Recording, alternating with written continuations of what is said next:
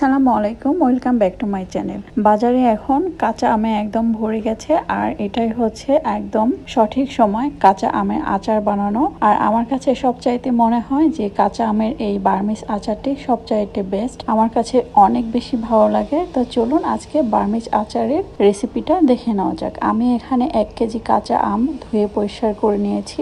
এখন আমগুলোকে একটু ছিলে নিতে হবে। আর আমি আপনাদের দেখিয়ে দিচ্ছি যে এই আমটা আমি কোন সাইজের নিয়েছি। এটা খুব বেশি বড় না, আবার একদমই ছোট না।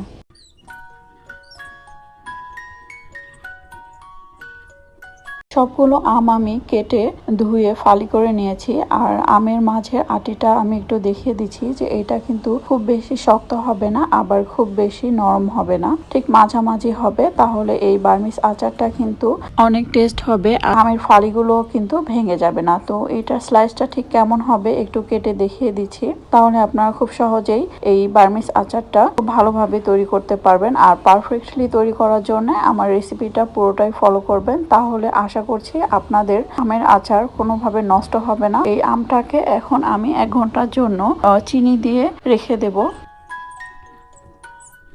চিনি 1 কাপ ব্যবহার করেছি, আর ব্যবহার করছি 2 চামচ ভিনেগার আর চিনিটা ব্যবহার করলে এটা খুব তাড়াতাড়ি পানি উঠে আসবে, আর আচারটাও কিন্তু নষ্ট হবে না।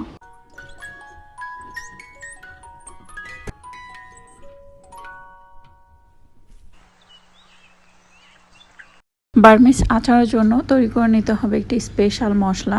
এই আচারের স্পেশাল মশলাটি অবশ্যই ব্যবহার করবেন, তাহলে দেখবেন যে আচারটি খেতে যেমন টেস্ট আর স্মেলটা অসাধারণ আসবে। তো ব্যবহার করেছি এখানে 4টি মরিচ, 2 টুকরা দারচিনি, 2টা এলাচ, সাথে ব্যবহার করছি ছোট একটি তেজপাতা। এখন এটাকে একটু ভেজে নেব, এরপরে বাকি ইনগ্রিডিয়েন্টস গুলো ব্যবহার করছি 1/2 চামচ জিরা, 1.5 চামচ পাঁচফোড়ন। চাইলে এখানে সবগুলো মশলা কিন্তু একে একে অ্যাড করে আপনি পাঁচফোড়ন তৈরি করতে পারবেন, তবে আমি এখানে সব মশলাগুলো একে একে ব্যবহার না করে একেবারেই পাঁচফোড়নটা ব্যবহার করছি। এতে করে কিন্তু খুব তাড়াতাড়ি মশলাটা তৈরি করা যাবে। মশলাগুলো আমার ভাজা হয়ে গিয়েছে, চলে যাচ্ছি পরবর্তী স্টেপে।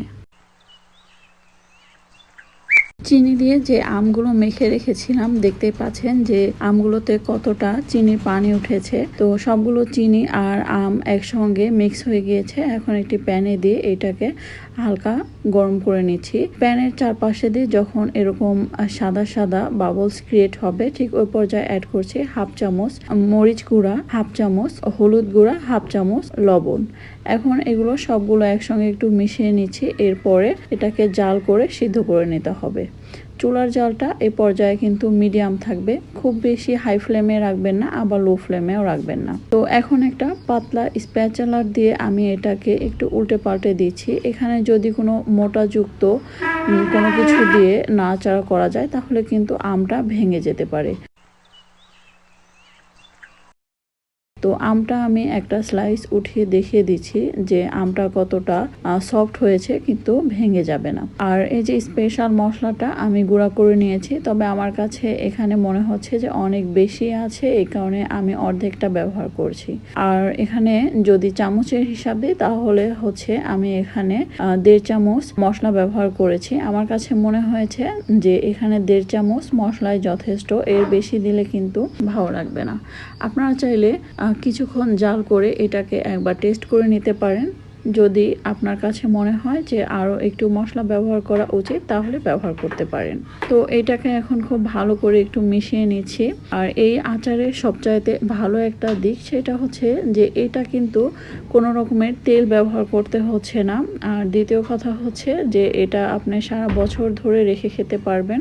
আর আচারটা কিন্তু আমার তৈরি হয়ে গিয়েছে। এ পর্যায়ে আমি একটি শুকনা মরিচ নিয়েছি, এটাকে একটু পাতলা করে কেটে উপর দিয়ে দিচ্ছি। এতে করে আচারের খুব ভালো একটা সুঘ্রাণ আসবে, আর আচারটা কিন্তু অনেকদিন সংরক্ষণ করতেও হেল্প করবে।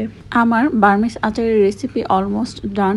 আর রেসিপি যদি ভালো লেগে থাকে, তাহলে অবশ্যই একটা লাইক করবেন, কমেন্ট করবেন, আর সাবস্ক্রাইব করতে কিন্তু ভুলবেন না। আজকে এখানেই বিদায় নিচ্ছি, দেখা হবে আবার কোনো নতুন রেসিপি নিয়ে। এ পর্যন্ত সবাই ভালো থাকবেন, সুস্থ থাকবেন। আল্লাহ হাফেজ।